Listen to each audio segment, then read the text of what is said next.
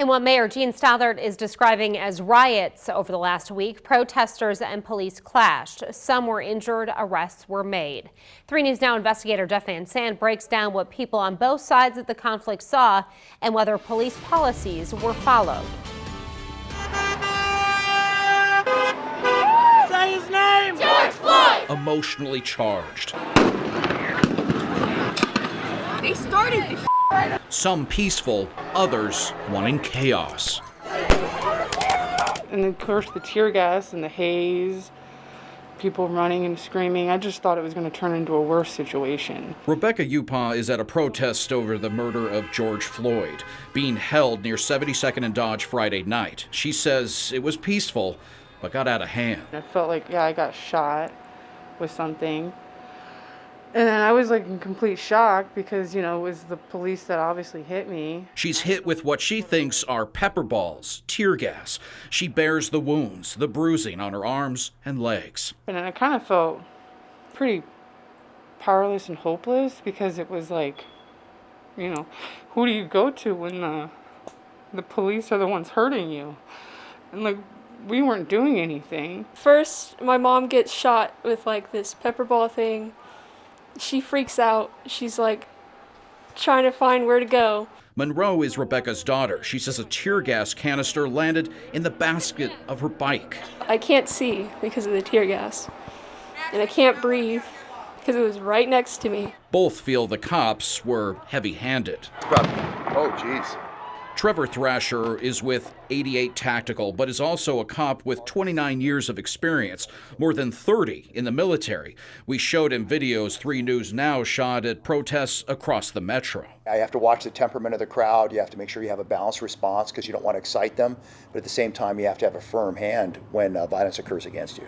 In this video, a protester is hit in the head with some type of explosive device fired off by an officer.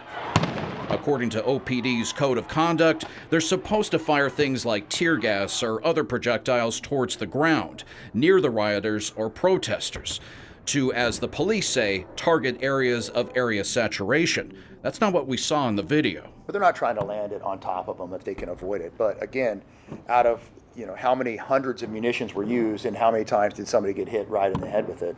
So it's just a law of percentages sometimes. There's this video. Cops approach a crowd sitting on Dodge Friday.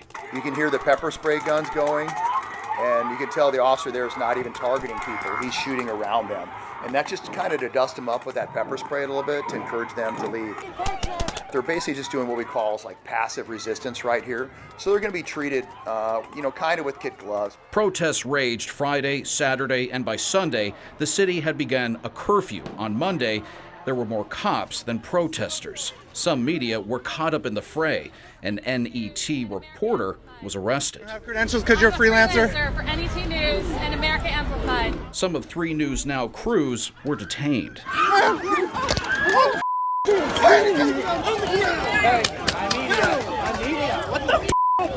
I'm media. Thrasher says when cops are in full riot gear, dealing with hundreds screaming, yelling, throwing things, it could be tough to know who's who. So even if you're saying I'm media, well, I can say I'm Donald Duck. It doesn't mean I'm Donald Duck. And don't be in the middle of the street and make a police line move around you. That's not how it works in this type of situation. When it comes to a large protest or riot, it can be tough on both sides. Yeah, some of the issues here is they were putting gasoline in water bottles and then throwing them towards the officers and then throwing fireworks afterwards. Rocks the size of your fist. For Trevor, he felt Omaha PDs handled themselves well. From what I saw, the officers, they were very controlled. I didn't see them lose emotional control whatsoever. For Rebecca and her daughter, they're traumatized by the experience with police. Yeah, they need to treat people better, Enough black people have died. It needs to be enough. It needs to stop. I don't know the solution. I know it's not right. There will be a time for police to review their tactics, how all of this was handled, what was done right, and what could be done better. Jeff Van Sant, 3 News Now. We reached out to Omaha Police for comment, who said they are too busy to talk as they continue to deal with protests. There have been many other disagreements on what led to escalation of force over the weekend. State Senator Tony Vargas said he and other peaceful protesters were hit by flash grenades and pepper bullets on Saturday. The Omaha Police Officers Association rebuked him, saying law enforcement had only responded with force to lawlessness and vandalism. The legal director of the ACLU of Nebraska told 3 News Now that only violence or clear evidence of imminent danger allows law enforcement to shut down a protest. He called the mayor's rescinded emergency order an unconstitutional restraint on freedom of expression. He said, quote, "The Constitution does not allow the government to suppress legitimate First Amendment conduct as a preventative or safety measure." The order's citywide 24-hour ban on assemblies of more than 25 people criminalizes lawful protest at a time when voices need to be heard and goes further than the First Amendment allows. That's a quote. For more on this story and all our investigative team stories, go to our website, 3newsnow.com. If you want to share your story of OPD's use of force, email it to investigate@3newsnow.com.